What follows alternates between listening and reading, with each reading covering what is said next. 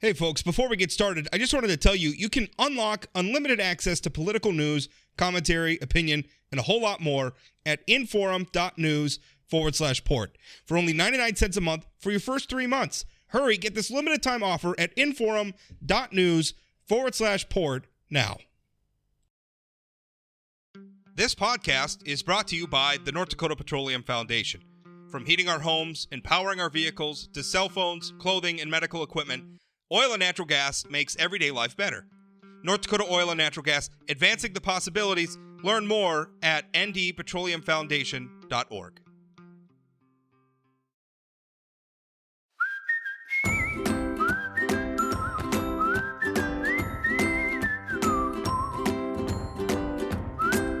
Welcome to Plain Talk, and this Friday we're going to be talking with Attorney General Drew Wrigley here in a moment. Also, a little bit later in the show, we're going to be talking about what I think, and Governor Burgum spoke about this during his recent State of the State address. So we're going to be talking with Commerce Commissioner James Leiman about the emerging carbon capture industry in North Dakota, which is a big deal, as well as the $30 billion worth of projects that have been announced for North Dakota since Governor Burgum announced his goal of making our state carbon neutral by 2030. So that's all interesting stuff. Also, as usual, as we start the show, I want to thank you all for listening. Encourage you to subscribe to the podcast via a podcasting app. If you're listening via streaming or something like that, hey, that's cool. That floats your boat. Do it that way. But if you subscribe via an app, you get notified when new episodes come out. That's pretty cool. Also, if you would leave a rating or a review, if the platform you're using allows for that, that helps us out quite a bit. And, of course, consider subscribing to our print publications, because not only do you support podcasts like this, you get access to a ton of other content. In fact, I have a special URL now you can go to, and there's a deal going on where you get 3 months for 99 cents a month. It's an introductory offer. It doesn't cost 99 cents forever. Wouldn't it be great if it did? But it doesn't. It costs a little bit more than that.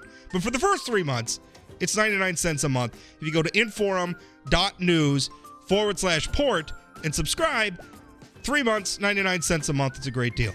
All right, let's get to the Attorney General, Drew Wrigley. Drew, how you doing? Well, I'm doing well, Rob. Thanks. Still getting used to being introduced with that title. But I'm glad to be with you and your listeners today. This is my first interview since becoming Attorney General a little over a week ago. First interview with a podcast. So thanks for the opportunity. Well, let me ask you this. I wrote when you were appointed Attorney General, I wrote that it had to be a bittersweet moment for you, because this obviously was the job you wanted, but not the way you wanted to get it. Was I right in that? I think that's a fair description, Rob. You know, it was a year ago, almost exactly. It was February 28th that I stepped down as United States Attorney for North Dakota, and shortly thereafter, I went to visit right in this office. I came to visit Wayne, and we had coffee and talked for a while. And I told him that if he didn't run for re-election, and I knew he hadn't decided yet, but that if he didn't run for re-election, that I intended to run. And what ensued was we had about 4 or 5 meetings over the last year just to discuss different things about the office and the possibility of a transition. And he used to keep things pretty close to the vest, but he finally, when he called me the morning of December 17th to let me know that he was going to be announcing he was not seeking re-election. What ensued after that were several weeks of it was a lot of fun preparing for the campaign, and I was organizing that and talking with Wayne about different things. He couldn't have been more supportive, and I just appreciated it. We've been friends for over 20 years. And so then, one of the last conversations we had, we were talking about and one or more issues pertaining to all this. He said, "Well, Drew, I'm always a phone call away." And, he was a real good man, and it's a loss for the state of North Dakota to lose a public servant like that, but to lose a human being like that. He's had a lot of friends, and he's missed greatly. And as I said in my initial statement after being appointed as the 30th Attorney General of North Dakota, that I'm going to continue forward. I'm going to work hard every day and keep Wayne's memory very, very near as we do the important work of the Attorney General's office. So, talking about that office, let's talk for a minute. I mean, what's it been like, I guess, taking over at this point? I mean, that has to be a whirlwind situation. Well, there is quite a set of responsibilities that go along with being the Attorney General for North Dakota. And certainly my 10 years as the United States Attorney, appointed and confirmed under both President Bush and President Trump, was highly relevant experience. The offices both have civil and criminal responsibility and work, but also you mix in with that the work of the Attorney General. I just had a 1-hour briefing on the upcoming Industrial Commission meeting for next week, and a large agenda of very important items that Governor, myself, and the Ag Commissioner will be working on as the 3 members of the Industrial Commission. And the next week, issues going on at the Land Board, and I've been commenting to people that there in some cases these seemingly intractable disputes have been going on for years, and I've now taken on these responsibilities, and I get what seems like 15 minutes to prepare to go in and be a full participant on the Land Board and the Industrial Commission and the other important work. And that's an important responsibility, and I take it seriously. And it's what we're doing. I was asked, well, how does this impact your campaign? Well, everything just flipped, because I had set everything aside and was campaigning full time for those weeks, and envisioned doing that for the year ahead. And now it's the work. The work comes first, and to the degree that that's necessary only.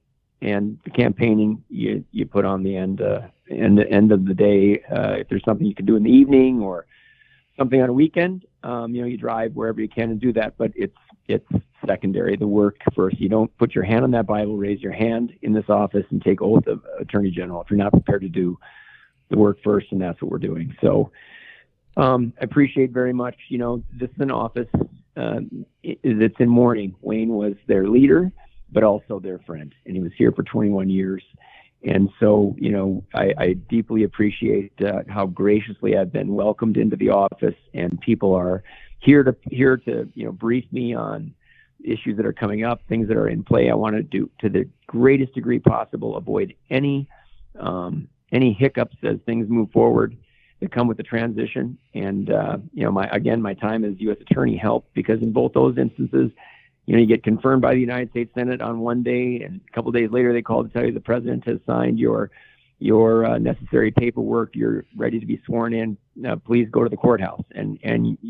So that experience was relevant to this, but every job has its own demands, and so and I just would punctuate that with this, Rob. It is a tremendous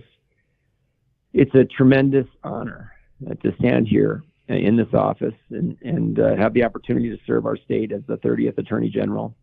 And obviously it's a job that I was seeking. It just came in a way that no one envisioned or would ever hope for, obviously. And so here we are, carrying on the important work, and I feel privileged to do it. What do you you're still campaigning for this job? The governor appointed you to the remainder of our dearly departed Attorney General Wayne Stenehjem's term, Mm-hmm. but you got to win election to a term of your own. But so far, you're not facing any opposition. At one point, I think District Court Judge Wade Webb was contemplating jumping into the race for the Republican nomination. He has since told me, and I think announced publicly, that he's not seeking that. So there's nobody else in the Republican field who seems ready to emerge to I guess enter into a competition with you. Nor have I heard anything even from Democrats. So does that surprise you? This is a very consequential position in the state of North Dakota. Yeah. With powers, I think you could argue that at times, in some ways, are equivalent to the governor's, and yet you're the only one campaigning for it at this point. It surprises me a little bit. It's a very consequential job. Well, I'm not going to quarrel with you. I would just, and I'd ask you to just take this in the vein that it's offered, and it's offered with all humility. But I would tell you that there's a lot of competition, and it starts early. And about a year ago, I made clear, and I started making it clear to people around the state that in the event Wayne Stenehjem did not run for re-election, I intended to, and meeting with people and getting the word out about how I intended to campaign, what I intended to campaign on, that I was prepared to campaign full time, what I believed to be the support that I had from not only other office holders or people involved in public life, but the men and women in law enforcement and leadership and others that I know from across the years in federal, state, and local and tribal work, my time as a U.S. attorney. Messages of and expressions of support from a couple of the tribal chairs that I worked with as U.S. attorney, and just went on and on and on. So, those things, they're not in the paper every day, but that's what people hear about. And, I stand on years of experience. I've spent 17 years as a prosecutor. The only person to twice be appointed by presidents, confirmed by the United States Senate as the United States Attorney, and the responsibility that goes with that. I think people had a lot of opportunity to observe my work across those 10 years. I'm I've always been an accessible public figure. I do my work transparently, and I've always stood accountable for the work that we've done in our offices. I cherish and value the work of the people I have are my colleagues in that work across the years, my work across the hallway as the Lieutenant Governor in North Dakota, where I, again, accessible, work transparently, willing to talk about the work that we're doing publicly. That's all part of what you're describing. What you're saying is, well, no one else jumped into the race. Well, again, I say with all humility, there were 3 or 4 or maybe more people that I knew were out there contemplating, and they even expressed that. Wayne was pretty open with me about that. Other people who had expressed to him an interest in running for the job. People make their own assessment, and we've been able to start off on a strong foot with this campaign because of the work that I've done in the past, and the resources, the financial resources we've been able to start putting together as you raise money to be able to get your campaign into a position to share with the public what your vision is for the work. All that obviously has been on hold for a few weeks now, but we started robustly, and we'll continue that again. It's an important part of it. I know this is a very long answer, but I'd say that because I take some umbrage when you say that there's no competition for the job. There's been plenty of competition for the job. Plenty of people thought about it. I only meant in the public facing. No, I understand. Obviously, so they make a decision though whether they want to jump in, sure. and several of the people that you mentioned, I got a nice call from a couple of those folks, and they let you know. I guess you take it as a compliment. I mean, if they're letting you run unopposed, maybe that speaks for itself, which I think is maybe the point you're making. Could be. What's the message to? I mean, you were just talking about. I was telling people about the way I want to campaign. I mean, obviously, I suspect you're still planning on delivering that message to voters. So, what's their message? And I think there's always, right. I think when a new candidate's coming into an office, there's always an element of change, right? Which is not an indictment of the way that the predecessor was doing, that they were doing things wrong, but time, our state evolves, the nature of the job evolves, the challenges that you face evolve. Obviously, when you get a new person in the office, any candidate who's in office is doing it right is going to evolve over time. And then also when you get a new candidate, that's an obvious point at which, hey, let's shake things up a little bit. So I imagine there's some things like that that you want to shake things up. So what are they? Well, under these circumstances, I think people understand when you come in that the job number one, when there's such an abrupt transition like this, the job number one is steady and forward, finding out where are we. And I've done this already in just the last week, talking to people about, and they're not all high profile, but some of the things that the public is aware of, some that they're not, but that are in play here. And that I want to understand where we are in the stream of things. Where are we in the stream of decision making? And how do we continue forward so that I can become briefed up in how did we get to this point in this or that litigation, or in this or that matter pending before the land board or the industrial commission, wherever we are, and steadily forward. It would not serve the interests of the public for me to come in and without full breadth of knowledge about the history of issues that are pending here or that are already in play, and just jumping in and making abrupt changes. It's not the same as taking over after a campaign. So I'm conscious of that. And again, I cite back to my experience as a United States attorney. The first time I took office, my predecessor passed away as well. President Clinton's United States attorney, John Schneider, died of cancer in the months before I became U.S. attorney the first time. And so there again, I was taking the wheel of an office that was in mourning, and there had been a somewhat abrupt departure. And I arrived. I was one of the youngest U.S. attorneys in the country. But again, and I just ask you to take this in all humility, my background as a prosecutor at that point, I'd spent 5 years living away from North Dakota, working as a prosecutor and assistant district attorney in Philadelphia, one of the most violent cities in America, one of the largest DA's offices in America. And I worked assiduously across those years. And I came to office later as U.S. attorney as quite easily the most experienced prosecutor to ever take the reins in that office. And since then, I've served 10 more years as the U.S. attorney, and my time as lieutenant governor. I bring that experience here. And one of the most important things that experience tells me is that you don't come into this situation and just start, turning over the furniture. And that's not what I've done last week. I'm not going to up ahead because we have a tremendous professional staff here, getting acquainted with all of them and their work, getting to know one another.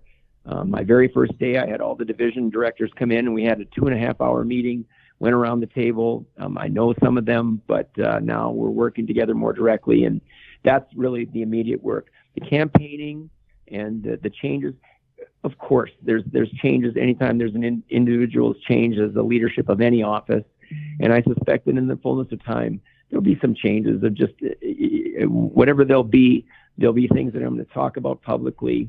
And we'll get to that point, and the most important thing is that I've already described. So we're I think blending together well, the staff and myself, and I can't tell you how much I appreciate their graciousness, and they understand the mission of this office requires that as we all mourn, and we do, we are also remaining engaged in the work ahead.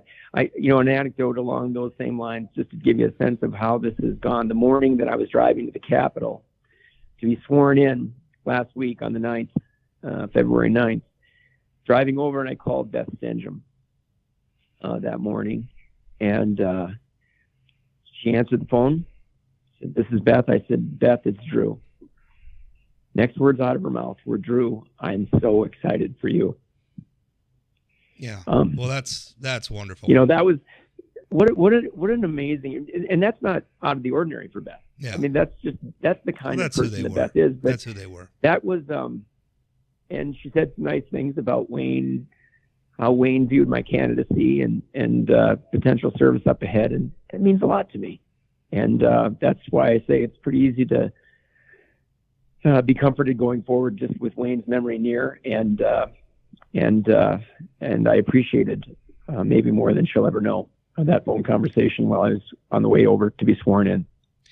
Do you one thing that I've as we're coming up on the end of our interview here, one thing that I wanted to ask you is I've always wondered about the number of hats our Attorney General wears, where you have a law enforcement contingent, you're the head of the BCI, obviously you have some level of oversight over law enforcement agencies. You're involved in civil litigation on behalf of the state, but you also serve on governing boards where you're on the Land Commission, you're on the Industrial Commission, but then you're also the open records and open meetings enforcer. So, for instance, if somebody has a problem with whether or not, say, the Industrial Commission went into executive session properly, they come to your office to determine the legality of the actions taken by a board that you're serving on. Do you think our Attorney General wears too many hats? I don't believe that's the case. No, I think that it's by design, and the way that we protect against any concerns with regard to conflicts or conflicting responsibilities in the same set of issues is just complete openness. You cited to the open records and meetings. I mean, there's a reason we do that stuff. With all due respect to the media, it's not so that we can make your jobs easier so that you can see all that information. Well, maybe, you know what? Maybe that's exactly it. Because what I was going to say is it's so that the public can have a clear perspective on the work of their government officials. And when I say government officials, I'm not just talking about the elected officials. I'm talking about people who work for the people of North Dakota, who are state employees and who are conducting the business of the state. And so as long as our meetings remain open and our work remains accessible to the public, and there's full disclosure of it, and they can discern for themselves, was that official or that state employee, was that person, do I believe that they were somehow compromised in that by having a dual role in this capacity?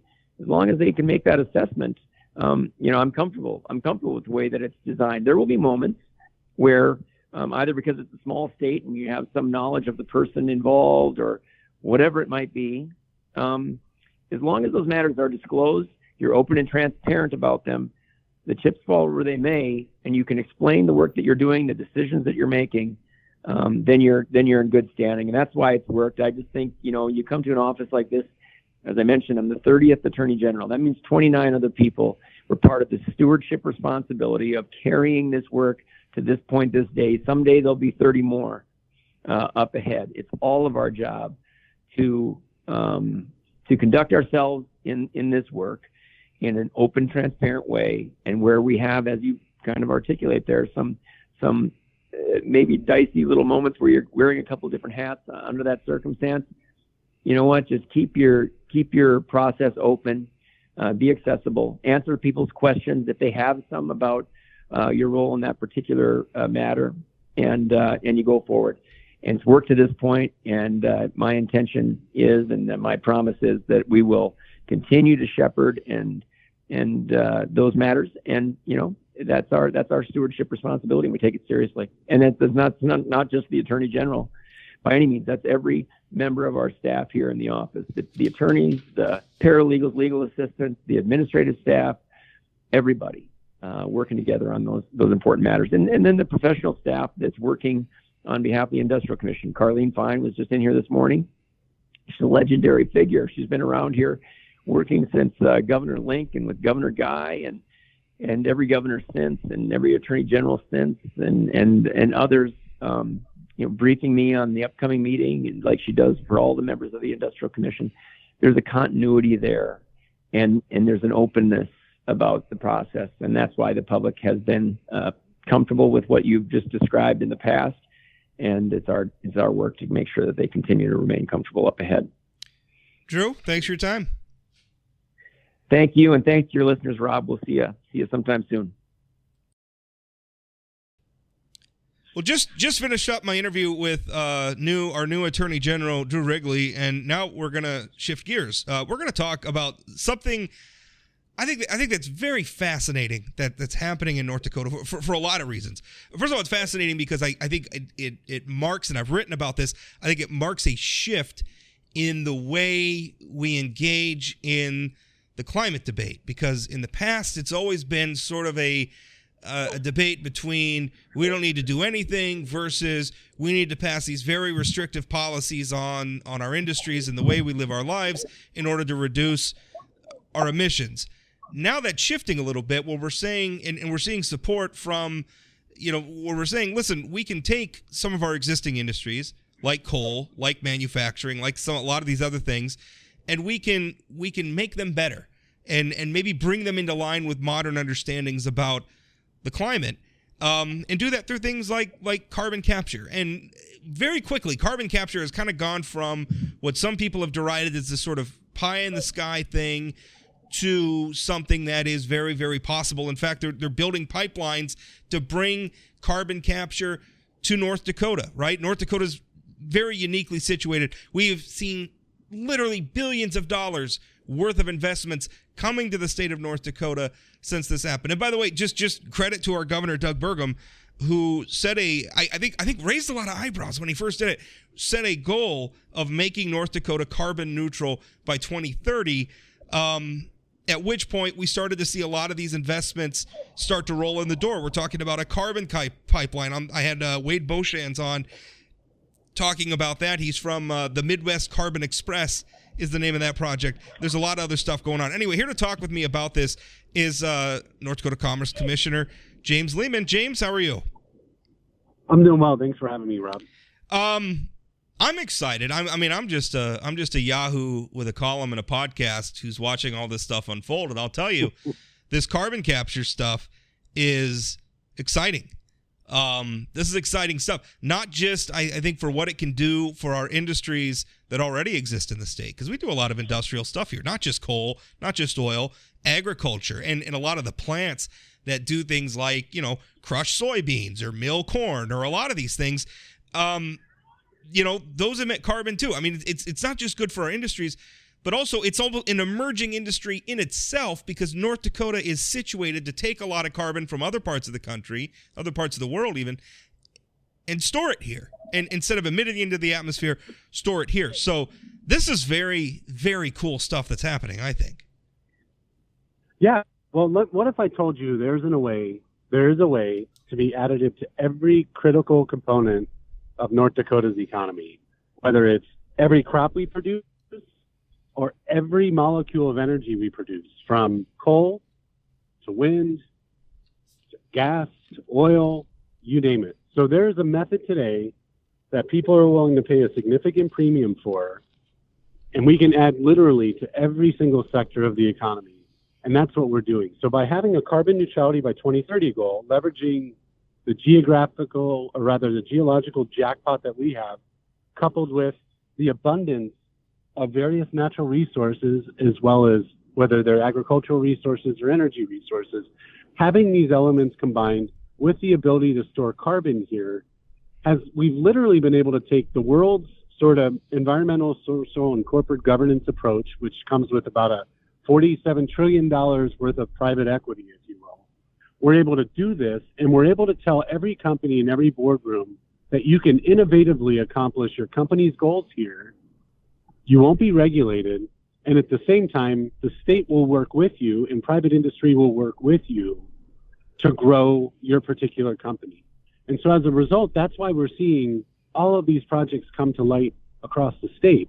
And it is literally every single part of the state, whether it's the hydrogen hub in the central part of the state, the growth of sort of how we're going to use our natural gas, even though it's historically been considered a byproduct of oil, the biofuels that we're producing using waste in the Grand Forks area, or even the spirit wood growth, as you have, like you mentioned earlier, the Arthur Daniels Midland sort of soy project that'll feed the Dickinson project, which ultimately feeds the California market. So in effect, what you're seeing is, yes, we know this is the direction the world's heading, but we also know that we can grow literally every sector of the energy industry, every sector of the ag economy, and then we can take what historically has been viewed as a liability and add value to it 2, 3, 4 times over, thereby creating higher paying jobs, more stability when you've got volatility across energy and agriculture, and frankly, just a place where North Dakota will have the highest GDP per capita in the United States. I like the sound of that. And we've been close there. I mean, the oil boom and some things have helped us along that way. One of the things I liked, your office sent me a map of all the different projects, and it's statewide. Like, there's not one part of the state. I mean, oil, obviously, like when the oil stuff was happening, and it's still happening. That's geographically, that's impacting, directly at least one very specific part of the state, because that's where the oil is.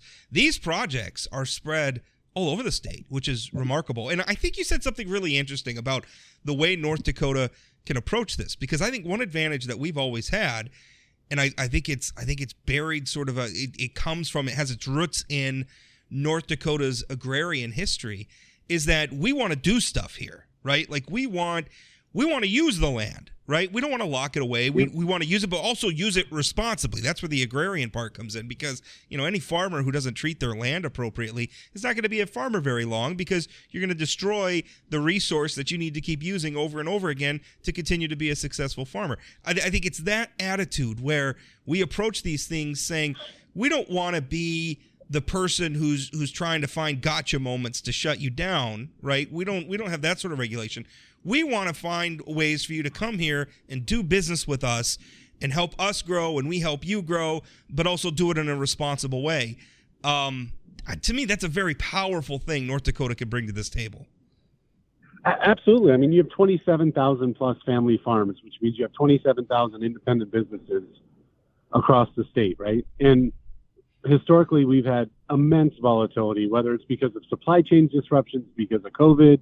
Prior to that, there was a commodity crisis in terms of pricing. If you looked at many of our major crops, I mean, the list goes on, and it's been sort of fluctuating up and down throughout history. I mean, since the state became a state 130 years ago. However, within the value-added sphere, suddenly you have a control over basis. Suddenly, you know, it's no longer just used for food. You've got corn going to jet fuel, corn going to other types of fuel. You've got soy going to, you know, we don't crush it for proteins, and for meal here, we crush it basically for energy. And so because you're able to diversify sort of the demand, you know, a farmer can make the decision, hey, where am I going to sell my corn or soy? You know, and you have options now, right? You have major options. And then the flip side occurs within the energy space. You know, historically, you know, we produced oil. We didn't add any value to it. It moved down, you know, the pipe. We took a $6 discount. But with carbon neutrality on the horizon because of what, you know, Carbon Summit Ag is doing, or Summit Ag is doing with their carbon project as well as other projects, suddenly you can do like Danbury's doing in the southwestern part of the state and start marketing either, you know, a net neutral or a net negative barrel of oil. And so instead of having a $6 premium, we could say, we're producing the cleanest barrel of oil in the United States. We might actually get a premium for that instead of a discount, right? Well, that's one element. That's very important as well. You mentioned, you know, sort of like coal and oil and gas, I mean, kind of being in some ways liabilities, not in the sense that they're not good, or not in the sense that we don't need them, and not in the sense that we haven't been, I think, very responsibly developing them in our state for decades, but in the sense that, like it or not, the political winds are blowing a certain way. The people who control the capital, the people who control the invest, you know, people who are looking to invest or people who are looking to even use the product have a very negative view of carbon-heavy energy sources and carbon-heavy industry. So this is a way that we can take those products and take those services and say, listen, they're not as carbon-heavy as you think, because we can do things to address that problem. That changes the game. I mean, because that's one of the things, like Senator Kevin Cramer has been fighting, like he brought the CEO of Wells Fargo to North Dakota to talk about that very problem, which is capital kind of shying away from that. This opens the door to that again, is from my point of view. Is that right? 100% correct. When $47 trillion of assets under management tell you you have to follow these criteria, or people that buy our electrons or our energy products tell you this is, you know, the sort of the diversity we would like in terms of our energy portfolio. You know, instead of shying away from it, we look to it and say, that's why we're going to do Project Tundra. That's why we have multiple ethanol sites that are going to capture and store. You know, when I go to boardrooms across the, you know, the country, first thing I do is I talk about the approach, but then I show folks, you know, if it's a clean hydrogen energy molecule, why do you care if it comes from wind, coal, or natural gas? Clean hydrogen is clean hydrogen. If it's a clean electron, why do you care if it's produced from a wind turbine or if it's produced from coal, which we can, you know, we're on the trajectory for capturing and storing. And so we have to get out there and brand, this is clean energy, this is carbon neutral energy, and this is why you want it. And I'm hoping, and in enough time, and obviously the requirement for baseload energy, people will get off this kick of it could only be this or that. We can grow coal in this country. We can grow oil, we can grow gas, we can grow wind, we can grow solar, we can grow everything. There's no reason when the energy appetite is growing, why this state, given its abundance of natural resources and its geology, cannot grow every single sector within the energy industry. I think it's fully possible. I think that's a mistake people think when they think about the energy sectors. They always think that this one thing, this one monolithic thing, be it oil or coal or something, has to be replaced with this other single monolithic thing. And I don't really think, especially in an economy where that is increasingly flexible, as ours is, and living with all the technology we have, you know, in the future, I think there's room for a lot of options, right? And I think you know, my children and my grandchildren, I think when they're thinking about, like, you know, what sort of a vehicle am I going to use to get to work in the day, they're going to have a menu of options that's gonna maybe the old internal combustion gas engine is what's still gonna work for them, or maybe it'll be an electric car, or maybe it'll be something else that we don't even have available yet. I don't know, but in the same with how we power our homes. My problem is I don't like it when governments put a finger on the scale in favor. I think that's the mistake we've been making, is we're putting a finger on a scale and saying we got to replace this with this. That I think is a mistake. I think what we got to say is, listen, we're gonna recognize the externalities for all of these sources, right? There's pluses and negatives to all of them, and we're gonna try to find ways to make the ones that have negatives better.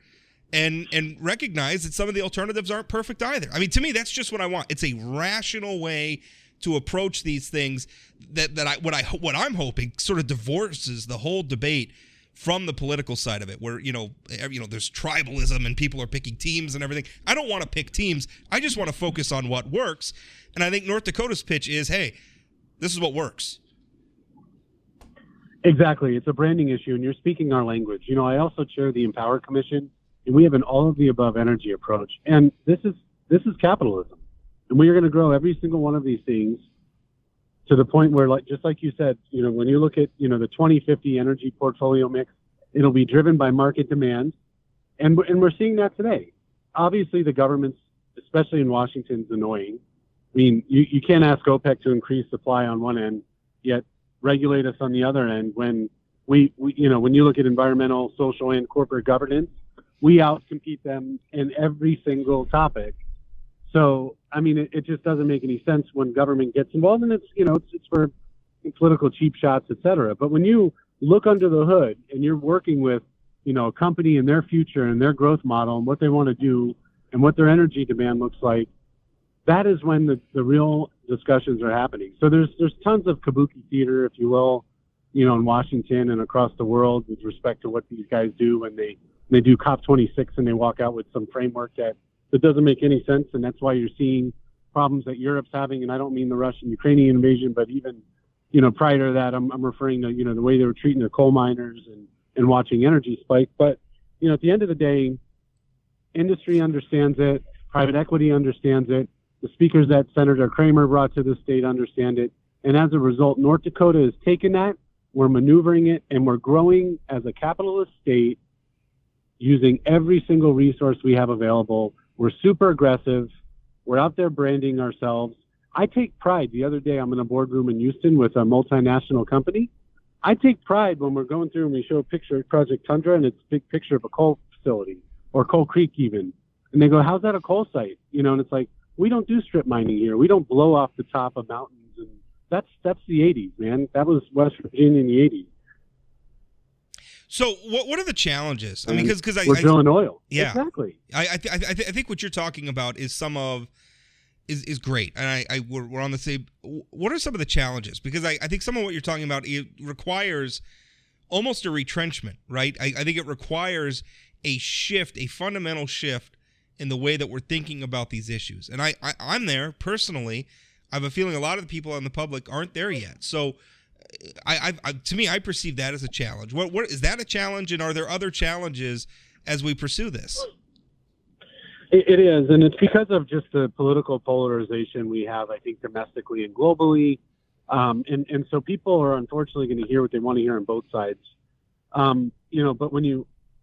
the good news is when you're in boardrooms, they look at it from the prism of, well, what their shareholders will do, which is market driven. Unfortunately, some companies, their shareholders or, prime stakeholders are in it for, as activist investors. And so we'll never be able to recruit those companies in the state of North Dakota. And I accept that.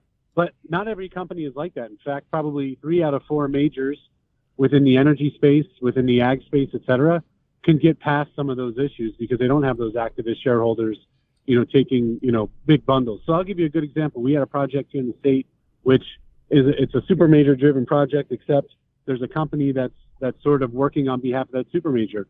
The public will never know who that super major is operating in their state. Why? Because shareholders, they'll get spooked, and then that'll be the end of the project. And then the same thing on the way the project is financed. You've got green bonds. The people under those green bonds are the biggest financial institutions across the world, from BNP Paribas in France to, to the JP Morgans of the world. I mean, all of these companies are still doing business like they did 5 to 10 years ago. They're just doing it very differently, and that is the new normal.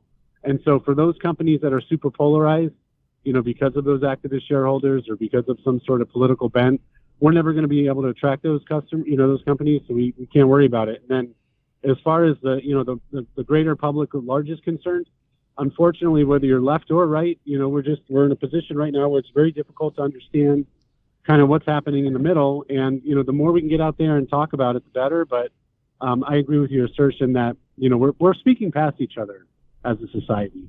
Yeah. One of the things that when I write about this stuff, when I write about, sort of my enthusiasm for what I see as an emerging carbon capture industry that's not just going to enhance all of our other industries in North Dakota, but become a very important industry in its own right. The response I hear from a lot of people is that this is pie in the sky stuff. This isn't going to work. This is wishful thinking. This is the last gasps of the fossil fuel industry, trying to hang on to relevance before it's washed out to sea. What would you say to people who are saying those sorts of things, who are saying that this is a bad bet? I would say this. You look at any energy demand cycle, whether it's internationally produced or trajectory rather, that's internationally or domestically produced, baseload power is a requirement for the next 30 to 40 years at a minimum. Same thing with, traditional fossil fuel use for powering our vehicles, our lives, et cetera. So there is always going to be a place for that type of energy. There's also going to be a place, because there is a growing demand for other types of energy to augment existing fossil fuels energy sources. So people got to stop looking at it from a this or that and look at it as an additive. The global trajectory is very, as the world industrializes, as the world becomes more technologically savvy, the demand increases on energy, regardless of source, is simply unparalleled to anything we've seen historically. So there's room for everybody to grow. And I will tell anybody that argues against hydrogen, that argues against coal, that argues against oil, that argues against wind, that we can all do this together, because there's enough room in that pie for everybody to have a significant market share. And that's what we're doing with carbon capture. We are literally capturing other people's liabilities in our surrounding states, and we're monetizing it with EOR, with 45Q, with then producing cleaner barrels and more oil, which we can then capture more gas, which we can then add value to in a carbon neutral and net zero capacity if you're doing it for, say, sustainable aviation fuels, and then even add value from there in a secondary and tertiary capacity for composites or manufacturing. My point being, we're taking everybody else's liabilities and we're adding value to it 5 or 6 times over. What sort of beauty of the state of North Dakota? What sort of policy? And last question for you, James, before I let you go. What else does North Dakota need to do? I feel like we're doing a lot already. I feel like our legislature has been engaged. Our congressional delegation has been engaged at the federal level. Obviously, our governor is at the tip of the spear. What do North Dakota voters need to be looking for in terms of what we need to continue doing or start doing to make this happen for North Dakota? So first of all, I agree with you. Our federal delegation has been absolutely wonderful. And then the legislature has been amazingly progressive in terms of their view of growing the energy and agricultural sectors for this state.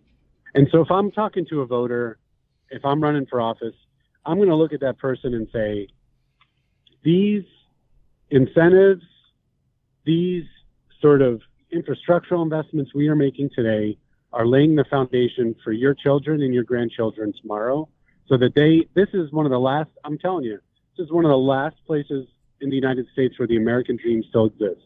I'm a Jersey kid. I would have never had the job as Commerce Commissioner of New Jersey before I turned 40 years old. This job was based on meritocracy, and so are all the other jobs that we have in the state. So if you come here and work hard and the opportunities exist, this is literally one of the last bastions in the United States and arguably the industrialized world where you can still set your own course. So for your kids and grandkids that have better opportunities, continue putting, emphasis on the types of tax and financial incentives that we need to outcompete the rest of the country. Because I'm telling you, it's a fierce world out there. It's super competitive.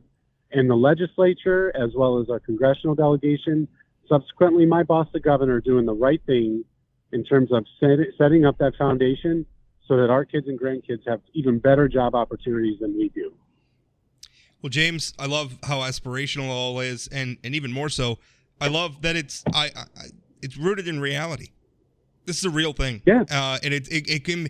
I feel like the shift happened so quickly and without any big announcement from anybody that maybe it's a little hard for people to wrap their heads around. But this shift is happening, and it's a good thing for North Dakota, for our nation, and for the world.